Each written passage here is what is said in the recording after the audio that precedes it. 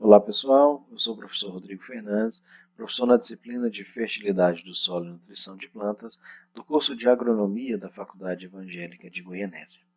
Dando continuidade à nossa aula 6 sobre os macronutrientes, falaremos agora sobre o potássio. Na semana passada, nós falamos sobre dois macronutrientes considerados macronutrientes primários, o nitrogênio e o fósforo. Lembrando que os nutrientes eles são divididos em dois grandes grupos, os nutrientes orgânicos, carbono, hidrogênio e oxigênio, e os nutrientes minerais. E esses minerais são divididos novamente em dois grupos, macronutrientes e micronutrientes. Os macronutrientes são ainda divididos em primários e secundários. Os primários são nitrogênio, fósforo e potássio, e os secundários são cálcio, magnésio e enxofre. Já os micronutrientes são os manganês, cloro, cobre, ferro, boro, molibdênio e o zinco. Vamos lá. Essa tabela mostra a extração de macronutrientes pelas principais culturas. Semana passada nós já a observamos e falamos principalmente do nitrogênio e do fósforo. Agora, com destaque para o potássio, a gente consegue observar que o potássio, na maioria dos casos, ele é o segundo nutriente em quantidade a ser absorvida pelas plantas. Quando a gente olha, por exemplo, para a produção de 1,3 toneladas de algodão, a planta retira do solo 84 kg de nitrogênio, 8 de fósforo, 66 de potássio e 33 de enxofre. Quando a gente fala de cana, para cada 100 toneladas de cana, retira-se 132 de nitrogênio, 8 de fósforo e 110 de potássio. Então, o potássio ele, normalmente é o segundo nutriente mais extraído em termos de quantidade do solo para que as plantas consigam produzir bem. Potássio, a gente tem três imagens aqui que mostram principalmente na primeira imagem a reserva mundial de potássio que nós temos. O mundo possui cerca de 8,3 bilhões de toneladas de potássio, distribuídas com mais de 50% no Canadá, depois a Rússia, a Bielorrússia, a Alemanha e o Brasil vem em quinto lugar com a quinta maior reserva mundial de potássio, com 300 milhões de toneladas. Na segunda imagem, a gente consegue observar a distribuição desse potássio no Brasil, segundo o Pessoa 2002, principalmente na região da Amazônia. Cerca de 71 milhões de toneladas de potássio estão em reservas na região da Amazônia. Na terceira imagem, a gente observa a evolução da produção nacional, que é a linha em vermelho, a importação, que é a linha em preto, e o consumo de potássio no Brasil, que é a linha azul, entre 1988 e 2010. A gente observa que o Brasil, embora tenha 300 milhões de toneladas de potássio, consegue produzir anualmente apenas 9%, quase 10% do potássio consumido, sendo necessário, então, a importação de 90% de potássio para que a gente consiga produzir. Isso faz com que o nosso custo de produção fique bastante elevado por conta dessa importação de um insumo de grande importância agrícola.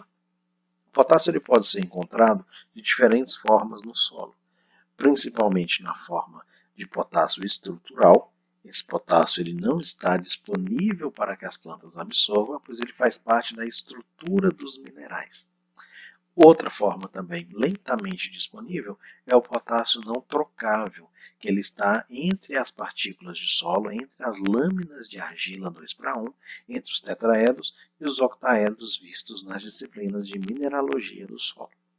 O que é importante para a gente é o potássio trocável, lembrando que sempre quando a gente fala trocável, ele está relacionado principalmente com a CTC, capacidade de troca de cátions. Então, o potássio trocável é aquele que está ligado na CTC do solo, que poderá ficar disponível para a planta absorver mais facilmente. E o potássio em solução, o potássio que está na água do solo, esse também está disponível para a planta absorver. Do total, o potássio total é a soma de todas as formas de potássio no solo. Entra aí o potássio estrutural, que pode corresponder entre 90% e 98% de todo o potássio. Entra o potássio da matéria orgânica, que faz parte daquele processo de mineralização, de decomposição da matéria orgânica.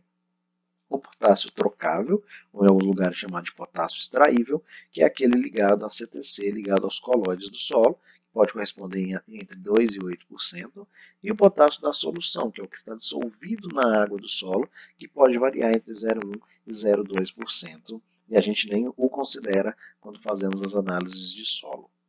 Bem, essa imagem mostra para a gente, representa bem, os tipos de potássio e a sua disponibilidade. O potássio aqui nessa rocha é o potássio que vai ficar disponível para a planta durante milhões e milhões de processos de anos no processo de formação. Então, para a agricultura, a gente considera ele como potássio não disponível, né? A gente tem o potássio que está dissolvido na água do solo, que ele pode ser absorvido pela planta, e o potássio que está nos colóides, que está na CTC do solo.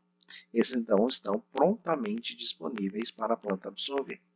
Aqui embaixo nós temos o potássio que está fixado entre os tetraedros e octaedros do solo. Ele está fixado, ele demora para ser liberado, então ele é lentamente disponível. Para a gente na disciplina, o importante então é o colóide trocável, que está na CTC, e o colóide e o potássio que faz parte da água do solo. Então, o potássio disponível para a gente é o potássio solução, potássio da água, mais o potássio da CTC, potássio trocável. Como que a gente avalia essa disponibilidade de potássio? Espero que retornemos antes do fim do semestre para que possamos fazer essa visita ao laboratório no solo e a gente possa ver como que é feita a análise de potássio, para que a gente receba a análise de solo e o potássio tenha lá o valor significativo de quantidade disponível no solo.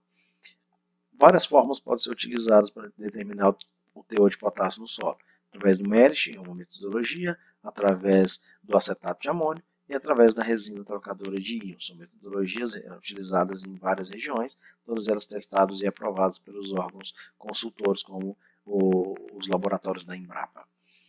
O que pode afetar a disponibilidade de potássio para a planta? Primeiro, a disponibilidade de água. Muitas vezes o solo tem o nutriente, mas não tem água, ele precisa ser solubilizado para que a planta o absorva. E segundo, a relação potássio dividido pelo cálcio e magnésio. Lembra-se da lei do máximo, o excesso de nutriente assimilável no solo pode prejudicar a absorção de outro.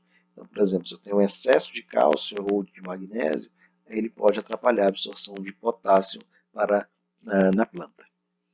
Bem, sintomas de deficiência, né? A gente consegue observar os principais sintomas de deficiência são uma clorose, né, que evolui para uma necrose da borda das folhas velhas, né? Então a gente consegue observar nessas três imagens o início do processo clorótico, falta de clorofila nas folhas velhas, principalmente na borda, diferente do nitrogênio, que acontece no mesmo lugar, clorose, só que é geral das folhas velhas. Então, na planta, o potássio ele é absorvido na forma de K+, através do processo que a gente chama de difusão. Lembrando que os processos de movimentação do íon para a raiz podem ser através de fluxo de massa, difusão ou interceptação radicular. No caso do potássio, acontece principalmente pelo processo de difusão. Funções. Na planta, ele trabalha como ativador de enzimas, trabalha na regulação osmótica e também indicando resistência de plantas a pragas e doenças. Então ele faz com que a planta seja induzida a criar resistência a pragas e doenças. E já existem vários trabalhos que comprovam a eficiência do potássio como um indicador de resistência para as plantas, né? É importante que, quando a gente fala de regulação osmótica, é a questão da abertura e fechamento dos estômatos. Então, quando a gente tem deficiência de potássio, normalmente a planta fica com os estômatos abertos e há uma perda significativa de água, que é um dos principais sintomas de deficiência do potássio, que está ali embaixo. Primeiro, redução da turgidez.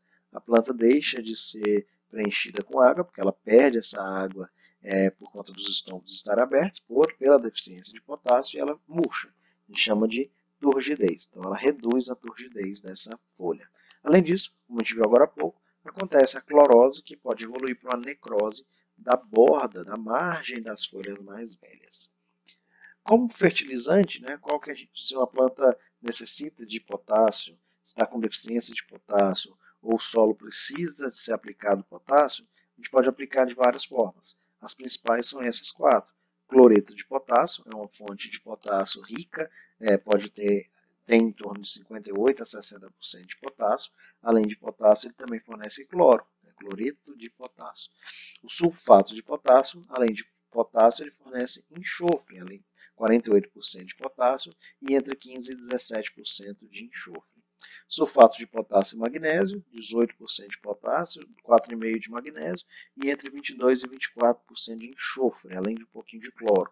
E o nitrato de potássio tem 44% de cloreto de potássio, né, tem 44% de potássio e 13% de nitrogênio. Então, todo elemento que a gente vê, todo fertilizante que for sulfato, ele vai fornecer enxofre também, além do nutriente principal. Então, sulfato de potássio, ele fornece potássio, também enxofre. Sulfato de amônio, ele fornece enxofre e o nitrogênio, que é o amônio, né? Nitrato de potássio, todo nitrato vai fornecer nitrogênio, e nesse caso o nitrato de potássio tem 44% de potássio mais 13% de nitrogênio. Espero que todos tenham entendido e ido parando esse vídeo e anotando as informações, anotando as dúvidas, para que a gente possa discutir logo mais, tá bom? Assista os vídeos abaixo, a gente vai falar agora sobre o cálcio, o magnésio e por último a gente fala sobre o enxofre nessa aula de hoje. Um abraço a todos.